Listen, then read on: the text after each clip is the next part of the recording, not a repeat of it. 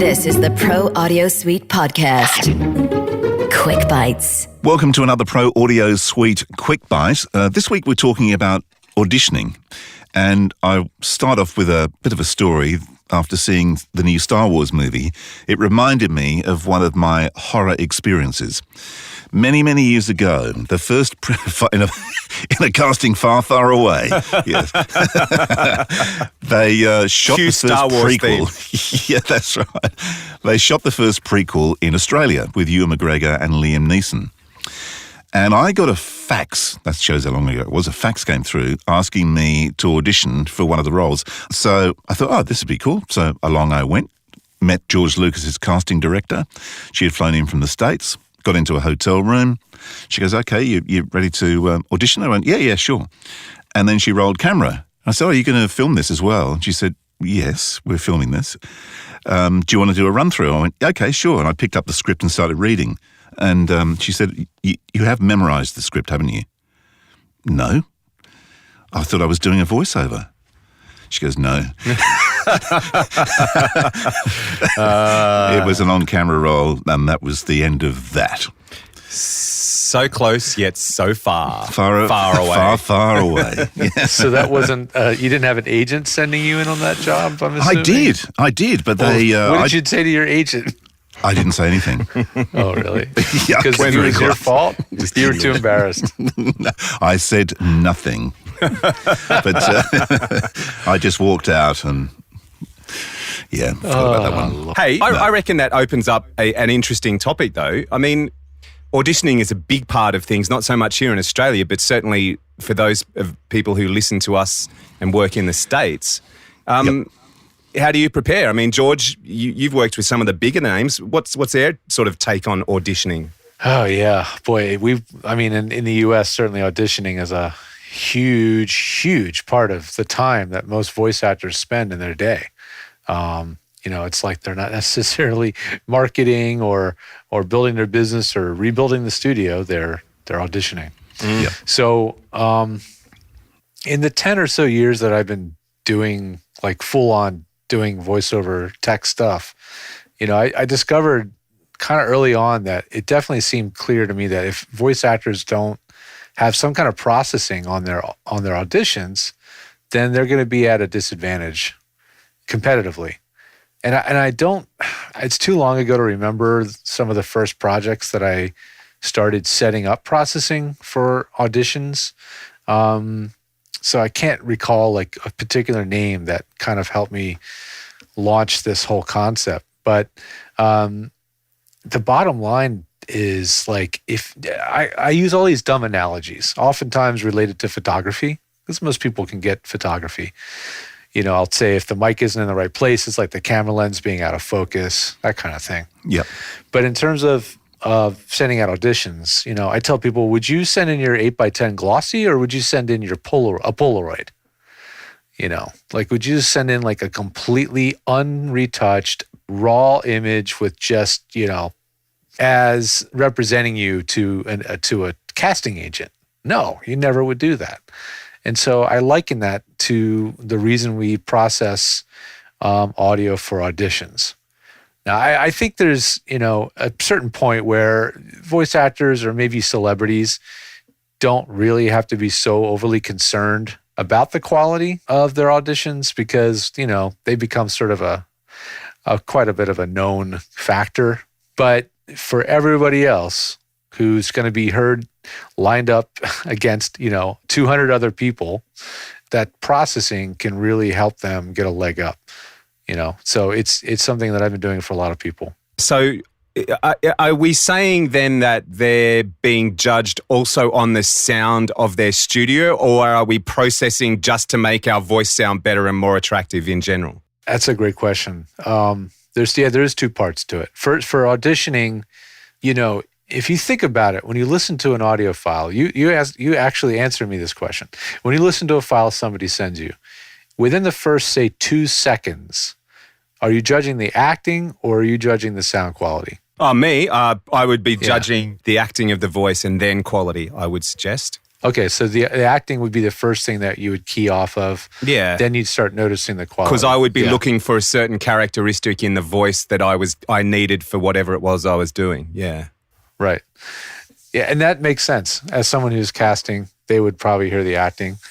From the audio perspective, as an engineer, of course, I'm hearing the sound quality. I obviously can't have any effect whatsoever as to what kind of performance that the voice actor client that I'm working with is going to give. Yeah. But what I can do is make sure that when they do send in that audition, the sound quality will not be a distracting factor. The first thing they hear isn't going to be hiss, rumble, plosives, intense sibilance, deep booming bass with no treble from a ribbon mic, whatever the case. I'm going to make sure at least that quality that they're going to send out there is going to take, it's going to catch their attention. And then the acting obviously is going to be the rest, most of it really. So that's the way I've looked at the processing thing. And I do it I do it to enhance the genre. And I also do it to make whatever their studio signal chain and studio situation is sound as good as it can. So, but there's a lot of subjectivity that goes into it. It's interesting because people can send auditions through with like really low level, for instance. So if you're up against somebody else, you kind of disappear. Yeah, that's a nail in the coffin, right? If they hit play on that, remember, in many cases, they're listening to a lot of these files in a row. They're not going to feel like, it's kind of like resumes. If they get 200 resumes, and if there's something they just don't like, they don't like the color of the paper, they don't like the font, it can go right in the waste, the circle file. It's kind of like that with the auditions. Like if there's something that's just odd or hard to listen to, distracting, or let's say the levels are really low, so they have to now hit the little volume key on their Mac keyboard, beep, beep, beep, beep, beep, beep, beep, beep, beep, as people do. It's so funny to watch them do that to get the volume. It's just distracting. And then when they get to the next file and they hit play, it's going to blow them out of the water. Yeah. So I guess the hard part is what's the right volume, right? So, because I'm trying to hit a target that doesn't really exist. There's no established expected RMS level or LUFS or whatever it is for these auditions. So I'm just doing it based on the average of what I've heard over the last, hundreds of files that I've heard. It's just sort of a cumulative thing. It just sounds right to me in that context. And it's usually going to be above minus 20 RMS and probably below minus 14. Minus 13 or 14 would be like really, really in your face. So with voiceover, without giving away the George Witham secret sauce, what's your target? If I sent you my audition demo and said, give me a stack, what are you looking for in terms of a sound? Are you looking for a polished, almost broadcast quality? Or are you looking for a sound that just makes me sound a bit more natural? Yeah, good question. Yeah, and just to define the term stack for some folks. Stack is no, it's okay. The stack is kind of a word that became we sort of adapted into the vernacular a bit. It was really actually based on Twisted Wave. Twisted Wave created this method of saving a stack of processing tools into one preset. And I don't think he was the first to do that, but many other companies are doing it. They call them stacks. Audition calls it a rack. Audacity calls it a macro. Used to be called a chain. There's all these terms, but they all mean the same thing. But in terms of what I'm doing aesthetically to the audio is I just want it to sound familiar. Years ago, I was doing like a demo shootout on VOBS. We had a whole bunch of demos, and we were kind of a few demo producers were rating them and listening to them. And the ones that we liked the most were where it just sounded familiar. Like when you heard that spot, it literally just sounded like it came off the air. It just was contextually and, for the times, just right. And so that's what I'm trying to do when I do that processing for people. I'm trying to make it sound, when they've hit the play, they're going to go, wow, that sounds like the spot. Yeah, Like, right. That's the voice, and that's the way I'd want it to sound. And as a result, I hear all the time from clients of mine that say, yeah, I sent in the audition, I never heard again, and all of a sudden I got a check in the mail. And I'm like, how did that? Well, it went, so that, as we call it, going to finish. You send in the audio, and it goes to finish. Wow. It's done. Wow. So you send in your It's a audition beautiful and they thing. go, we love it, we're using it. Is that pretty much it? Yeah, we love it. We're using it Wow. because the Isn't that quality great? is great. It's processed right. So it's just great for an actor to send in something that's as close to finished as possible on the audition. But for jobs, that's an entirely different situation, because now you're completely having to figure out what it is they want if they're not going to tell you. And certainly in Australia and most of the good markets, there's a pro producer like yourself. And we've talked about this. You guys have said it 100 times. Please don't process your jobs or your files. But I just got off the phone with a very successful voice here in the US, female voice who does tons of promo and affiliate and stuff. And she's hearing these mixes and going, man, my voice is deep down in this mix. So I set up a processing preset called affiliate. So when she does a TV affiliate spot, it's going to make sense and it's going to sound properly mixed, because frankly, there is nobody doing it at the station. Yeah. So that's another genre that's another kind of situation where that processing comes into play. Now, going back to levels again, though, you talk about RMS. Yeah. So if I was to do an audition, what I normally do if I send them over, I normalize to -3. So I'll go through and manually take out some of the big peaks. Would that be loud enough? There's nothing wrong with that. And because you are manually leveling the audio by reducing the big peaks, you're essentially using compression. You're doing manual compression. Compression is like the reducing of dynamic range. So when you take the big peaks and lower them, you're reducing the difference between the loud stuff and the quiet stuff. And so you're reducing dynamic range.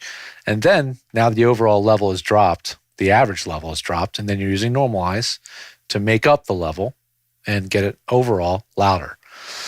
That's probably going to be fine. You probably don't need to do much more than that.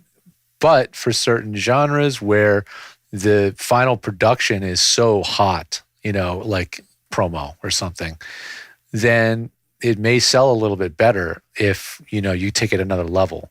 Maybe use some limiting, to really just bring up the average volume. And nothing brings up the average level, the RMS, easier than a limiter. I mean, it's yes, you can overcook it. I was going to for say. sure. You can really overcook it, but you can hear it. I mean, you can hear when it gets overcooked. And limiters are usually in the plugins world one of the simplest plugins in terms of having, only a couple of things to adjust, and they're pretty easy to just use as a method to make it louder. So if you don't know anything about processing, as long as your audio quality is clean, you've got good technique, if you want to make it a little bit louder, a limiter tool can do that for you. Just don't overcook it. Don't make it too loud. So what about from an artist perspective then, AP? I mean, you've done a few auditions over the years. Do you do one read, or do you send them a couple of variations? How do you go? Well, it was funny because when I first started doing it, after going to the States for the first time and working with Jim Kennelly at Lotus, I'd never auditioned before, so I had no idea what was expected. But I learned, obviously, a lot very quickly. And I realized that even if you slate, you've got to keep your slate really short, because there's a good chance they'll play 5 seconds and then gone. If they don't like it, gone. Right. So The slate's the first part of the audition. yeah, so keep your slate short and bang straight into it. But also, you don't need to do multiple takes. I mean, I hear people saying, Fred blogs 3 takes. It's like, man, they're not even going to listen to the first one. So there's no point. The last 2 are redundant. Just make sure that the first one is it. So if you're reading the script and say you can hear it read a couple of different ways, will you put those 3 ways down when you're recording your audition and then pick which one you reckon they'll go for? Or Yeah, I'd probably do multiple takes, actually, and then I'll cut them all up and then listen back to them all, maybe disappear if I've got time, disappear somewhere, come back and fresh ears and have another listen. and just make sure the first 5 seconds or 10 seconds is good. But I'm Otherwise talking you're about gone. what about in terms of picking like style and cadence and how much Well, smile, how little smile? How do you figure out? Half the time you got to guess it. Yeah. Because you can guarantee the brief is going to be kind of sketchy at best. So you just look at the script and go, okay, well, my guess is it's going to be this. Yeah. And sometimes also when you see some of the notes, you kind of think, well, if I do it exactly as you've said, I'm going to sound like everybody else. Yep. So I'm going to toss the coin here and I'm going to do it the way I think it should be done. And if you don't like it, well, so be it. But it just may be the one they go, wow, that's different. Listen to that again. And then, it could work. But you wouldn't do that with a Star Wars. Yes, unless it's Star Wars. You wouldn't do that with a Star Wars script, right? No. Yeah, I've heard people say, like, the bigger the budget, the less risks you're going to want to take. Yeah, there you go. Yeah. It's pretty much, that's not a bad attitude either, is it? There you go. But sometimes I think people actually really don't know what they want. They think they know what they want. It's like when you go into a session. I'll know when I hear it. Yeah. Like when you're in a session and you it's like, yeah, okay. And then you go, well, do you want to try this? And you start moving it around and all of a sudden, you know this, Robbo. And then someone will hit something which you didn't necessarily direct them towards. Yep. But they just hit something that you didn't expect. You go, that's it. Yep. That's the way we're going to go with this thing. It's funny though. I mean, I don't do a lot of casting these days, but back in my advertising agency days, and external sort of audio facility days, I did a lot of casting, and it was back because we don't audition here. In days before the internet, before people had demos on the web, we used to just get CDs from the voiceover agents, and it's interesting how many times I would have something in mind for something the client wanted to do. I'd stick the CD in, say from RMK or Morrissey or whoever it was, and start skipping through the voices looking for someone, and all of a sudden you just hear something that was completely out of left field that you weren't even looking for, and you'd grab the script and you'd read it and go, fuck, actually, that's not bad. You know what I mean? It's kind of, and so you're kind of right in that, I think, in terms of, sometimes that left of field, not even left of field, just that little bit of difference can actually throw up an idea in someone's mind and they go, well, geez, I was thinking this, but you know what? Actually, this might be better. And it's really funny how some people will send in an audition or make a demo that's so overly produced that you really have no idea what they can actually do, and you end up booking them and they come in and they can barely read. Yeah.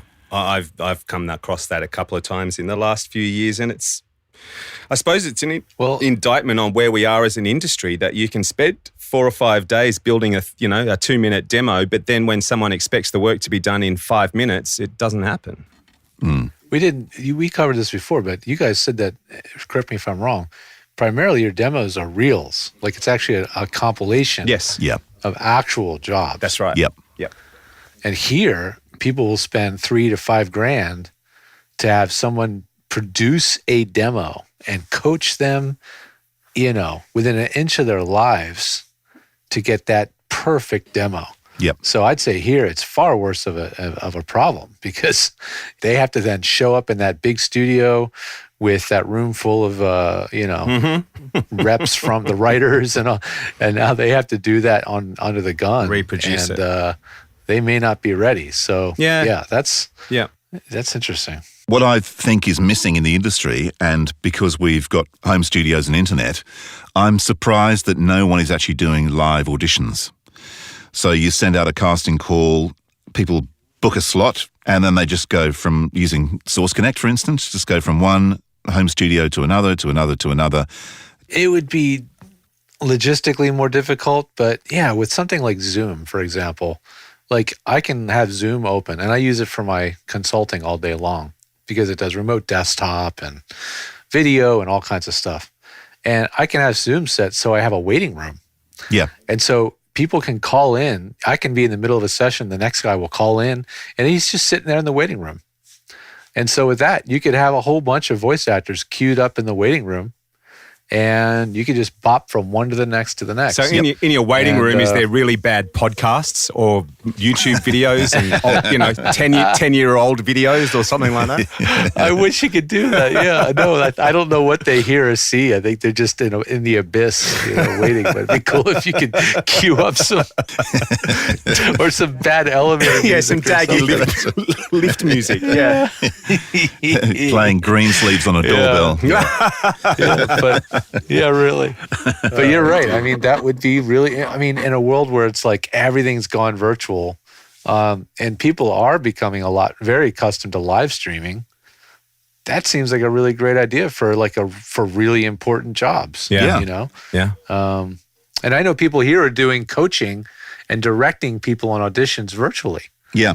Like you can hire them you get that big audition. It's like, oh man, this is the payday right here. I need to get this. So you'll spend $50 to $100 and pay a director to direct you on that audition. Like the old days where you'd go into the agent and sit down, because that's what they did here in the US. You'd go into William Morris, sit down in one of their booths and be directed by a director on that audition. That was the way it was. Yep. So to be able to do that virtually now is a thing, and people are doing it. The other thing about doing these live is because you may have someone who can read, who understands the script, but can they take direction? Yeah. That's right. Exactly. And you can't tell if someone can take direction when you listen to an audition. You only find that out when you get them in the studio. Yeah. Well, there you go. I reckon we've maybe helped a few people get a few more jobs in 2020. What do you reckon? I hope so. Hey, can I plug? Plug away. Well, if you want to get your own stack rack, whatever it is, head over to georgethe.tech. That's georgethe.tech.